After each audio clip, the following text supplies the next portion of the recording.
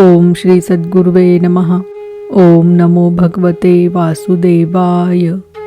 अथ विंशो अध्याय ज्ञान योग, कर्म योग और भक्ति योग। उद्धव जी ने कहा, कमल नयन श्री कृष्ण, आप सर्वशक्तिमान हैं। आपकी आज्ञा ही वेद है। उसमें कुछ कर्मों को करने की विधि है और कुछ के करने का निषेध है। यह विधि निषेध कर्मों के गुण और दोष की परीक्षा करके ही तो होता है। वर्णाश्रम भेद, प्रतिलोम और अनुलोम रूप वर्ण संकर, कर्म के उपयुक्त और अनुपयुक्त द्रव्य, देश, आयु और काल तथा स्वर्ग और नरक के भेदों का बोध भी वेदों से ही होता है। इसमें संदेह नहीं कि आपकी वाणी ही वेद है, परंतु उसमें विधि निषेध ही तो भरा पड़ा है। यदि उसमें गुण और दोष में भेद करने वाली दृष्टि न हो तो वह प्राणियों का कल्याण करने में समर्थ ही कैसे हो। सर्वशक्तिमान परमेश्वर, आपकी वाणी वेद ही पितर, देवता और मनुष्यों के लिए श्रेष्ठ मार्गदर्शक का काम करता है, क्योंकि उसी के द्वारा स्वर्ग, मोक्ष आदि अदृष्ट वस्तुओं का बोध होता है और इस लोक में भी किसका कौन सा साध्य है और क्या साधन, इसका निर्णय भी उसी से होता है। प्रभु, इसमें संदेह नहीं कि गुण और दोषों में भेद दृष्टि आपकी वाणी वेद के ही अनुसार है, किसी की अपनी कल्पना नहीं। परंतु प्रश्न तो यह है कि आपकी वाणी ही भेद का निषेध भी करती है। यह विरोध देखकर मुझे भ्रम हो रहा है। आप कृपा करके मेरा यह भ्रम मिटाइए। भगवान श्री कृष्ण ने कहा, प्रिय उद्धव, मैंने ही वेदों में एवं अन्यत्र भी मनुष्यों का कल्याण करने के लिए अधिकारी भेद से 3 प्रकार के योगों का उपदेश किया है। वे है ज्ञान, कर्म और भक्ति। मनुष्य के परम कल्याण के लिए इनके अतिरिक्त और कोई उपाय कहीं नहीं है। उद्धव जी, जो लोग कर्मों तथा उनके फलों से विरक्त हो गए हैं और उनका त्याग कर चुके हैं, वे ज्ञान योग के अधिकारी हैं। इसके विपरीत जिनके चित्त में कर्मों और उनके फलों से वैराग्य नहीं हुआ है, उनमें दुख बुद्धि नहीं हुई है, वे सकाम व्यक्ति कर्म योग के अधिकारी है। जो पुरुष न तो अत्यंत विरक्त है और न अत्यंत आसक्त ही है तथा किसी पूर्व जन्म के शुभ कर्म से सौभाग्यवश मेरी लीला कथा आदि में उसकी श्रद्धा हो गई है, वह भक्ति योग का अधिकारी है। उसे भक्ति योग के द्वारा ही सिद्धि मिल सकती है। कर्म के संबंध में जितने भी विधि निषेध है, उनके अनुसार तभी तक कर्म करना चाहिए जब तक कर्ममय जगत और उससे प्राप्त होने वाले स्वर्गादि सुखों से वैराग्य न हो जाए, अथवा जब तक मेरी लीला कथा के श्रवण कीर्तन आदि में श्रद्धा न हो जाए। उद्धव, इस प्रकार अपने वर्ण और आश्रम के अनुकूल धर्म में स्थित रहकर यज्ञों के द्वारा बिना किसी आशा और कामना के मेरी आराधना करता रहे और निषिद्ध कर्मों से दूर रहकर केवल विहित कर्मों का ही आचरण करे, तो उसे स्वर्ग या नरक में नहीं जाना पड़ता।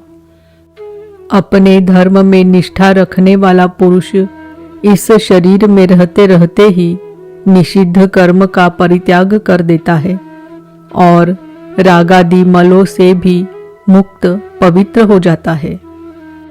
इसी से अनायास ही उसे आत्म साक्षात्कार रूप विशुद्ध तत्व ज्ञान अथवा द्रुत चित्त होने पर मेरी भक्ति प्राप्त होती है। यह विधि निषेध रूप कर्म का अधिकारी मनुष्य शरीर बहुत ही दुर्लभ है। स्वर्ग और नरक दोनों ही लोकों में रहने वाले जीव इसकी अभिलाषा करते रहते हैं, क्योंकि इसी शरीर में अंतकरण की शुद्धि होने पर ज्ञान अथवा भक्ति की प्राप्ति हो सकती है। स्वर्ग अथवा नरक का भोग प्रधान शरीर किसी भी साधन के उपयुक्त नहीं है।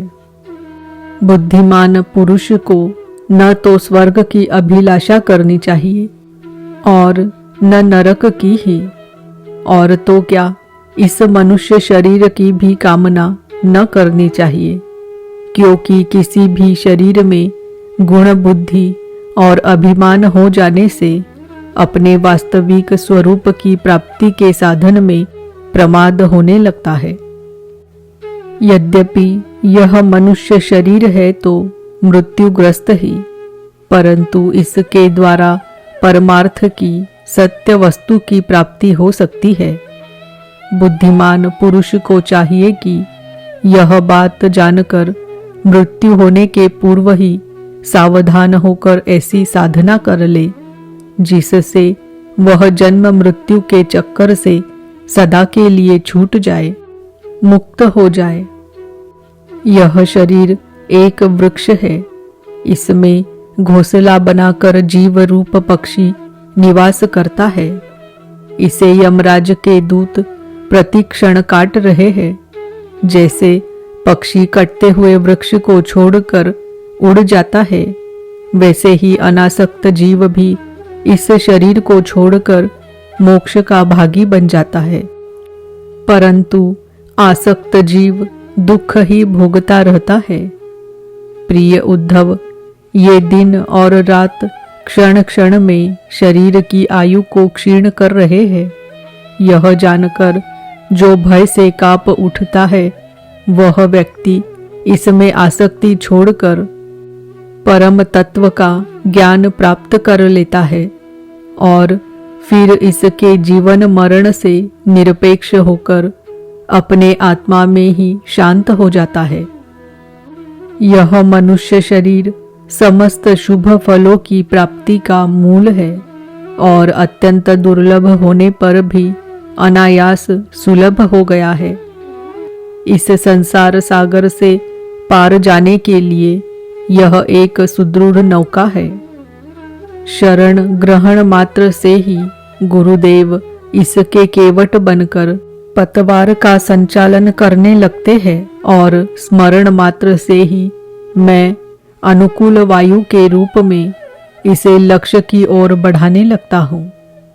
इतनी सुविधा होने पर भी जो इस शरीर के द्वारा संसार सागर से पार नहीं हो जाता, वह तो अपने हाथों अपने आत्मा का हनन अधपतन कर रहा है।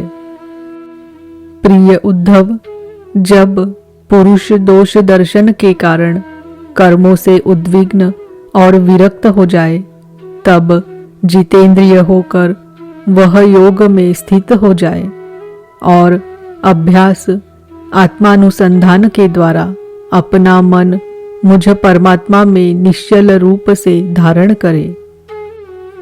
जब स्थिर करते समय मन चंचल होकर इधर उधर भटकने लगे, तब झटपट बड़ी सावधानी से उसे मनाकर समझा बुझाकर फुसलाकर अपने वश में कर ले। इंद्रियों और प्राणों को अपने वश में रखे और मन को एक क्षण के लिए भी स्वतंत्र न छोड़े। उसकी एक एक चाल, एक एक हरकत को देखता रहे। इस प्रकार सत्व संपन्न बुद्धि के द्वारा धीरे धीरे मन को अपने वश में कर लेना चाहिए।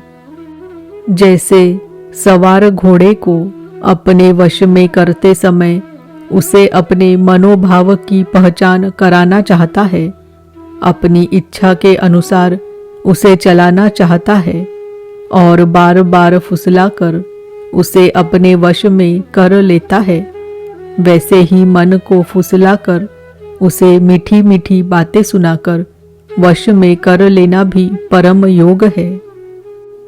सांख्य शास्त्र में प्रकृति से लेकर शरीर पर्यंत सृष्टि का जो क्रम बतलाया गया है, उसके अनुसार सृष्टि चिंतन करना चाहिए और जिस क्रम से शरीर आदि का प्रकृति में लय बताया गया है, उस प्रकार लय चिंतन करना चाहिए। यह क्रम तब तक जारी रखना चाहिए जब तक मन शांत स्थिर न हो जाए। जो पुरुष संसार से विरक्त हो गया है और जिसे संसार के पदार्थों में दुख बुद्धि हो गई है, वह अपने गुरुजनों के उपदेश को भली भांति समझकर बार बार अपने स्वरूप के ही चिंतन में संलग्न रहता है। इस अभ्यास से बहुत शीघ्र ही उसका मन अपनी वह चंचलता जो अनात्मा शरीर आदि में आत्मबुद्धि करने से हुई है, छोड़ देता है। यम, नियम, आसन, प्राणायाम, प्रत्याहार, धारणा, ध्यान, समाधि आदि योग मार्गों से वस्तु तत्व का निरीक्षण परीक्षण करने वाली आत्मविद्या से तथा मेरी प्रतिमा की उपासना से अर्थात कर्म योग, ज्ञान योग और भक्ति योग से मन परमात्मा का चिंतन करने लगता है और कोई उपाय नहीं है। उद्धव जी, वैसे तो योगी कभी कोई निंदित कर्म करता ही नहीं, परंतु यदि कभी उससे प्रमादवश कोई अपराध बन जाए तो योग के द्वारा ही उस पाप को जला डाले। कृच्छ्र, चांद्रायण आदि दूसरे प्रायश्चित कभी न करे। अपने अपने अधिकार में जो निष्ठा है वही गुण कहा गया है।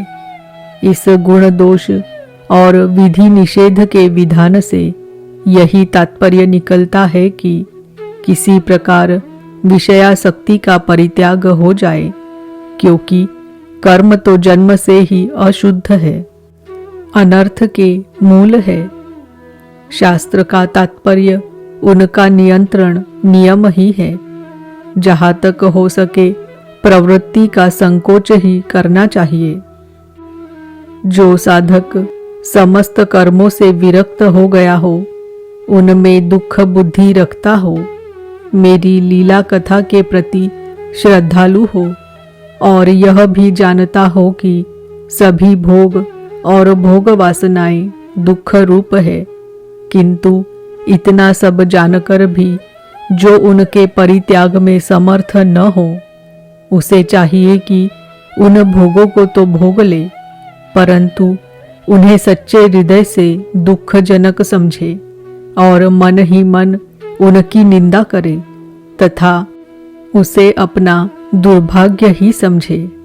साथ ही इस दुविधा की स्थिति से छुटकारा पाने के लिए श्रद्धा, दृढ़ निश्चय और प्रेम से मेरा भजन करे। इस प्रकार मेरे बतलाए हुए भक्ति योग के द्वारा निरंतर मेरा भजन करने से मैं उस साधक के हृदय में आकर बैठ जाता हूँ और मेरे विराजमान होते ही उसके हृदय की सारी वासनाएं अपने संस्कारों के साथ नष्ट हो जाती है। इस तरह जब उसे मुझ सर्वात्मा का साक्षात्कार हो जाता है, तब तो उसके हृदय की गांठ टूट जाती है, उसके सारे संशय छिन्न भिन्न हो जाते हैं और कर्म वासनाएं सर्वथा क्षीण हो जाती है। इसी से जो योगी मेरी भक्ति से युक्त और मेरे चिंतन में मग्न रहता है, उसके लिए ज्ञान अथवा वैराग्य की आवश्यकता नहीं होती। उसका कल्याण तो प्राय मेरी भक्ति के द्वारा ही हो जाता है। कर्म, तपस्या, ज्ञान, वैराग्य, योगाभ्यास, दान, धर्म और दूसरे कल्याण साधनों से जो कुछ स्वर्ग, अपवर्ग, मेरा परम धाम अथवा कोई भी वस्तु प्राप्त होती है, वह सब मेरा भक्त मेरे भक्ति योग के प्रभाव से ही यदि चाहे तो अनायास प्राप्त कर लेता है। मेरे अनन्य प्रेमी एवं धैर्यवान साधु भक्त स्वयं तो कुछ चाहते ही नहीं। यदि मैं उन्हें देना चाहता हूँ और देता भी हूँ तो भी दूसरी वस्तुओं की तो बात ही क्या, वे कैवल्य मोक्ष भी नहीं लेना चाहते। उद्धव जी, सबसे श्रेष्ठ एवं महान निश्रेयस अर्थात परम कल्याण तो निरपेक्षता का ही दूसरा नाम है। इसलिए जो निष्काम और निरपेक्ष होता है उसी को मेरी भक्ति प्राप्त होती है। मेरे अनन्य प्रेमी भक्तों का और उन समदर्शी महात्माओं का जो बुद्धि से अतीत परम तत्व को प्राप्त हो चुके हैं, इन विधि और निषेध से होने वाले पुण्य और पाप से कोई संबंध ही नहीं होता। इस प्रकार जो लोग मेरे बतलाए हुए इन ज्ञान, भक्ति और कर्म मार्गों का आश्रय लेते हैं, वे मेरे परम कल्याण स्वरूप धाम को प्राप्त होते हैं, क्योंकि वे परब्रह्म तत्व को जान लेते हैं। इति श्रीमद्भागवते महापुराणे पारमहंस्यां संहितायामेकादश स्कन्धे विंशो अध्याय। ओम नमो भगवते वासुदेवाय। ओम नमो भगवते वासुदेवाय। ओम नमो भगवते वासुदेवाय।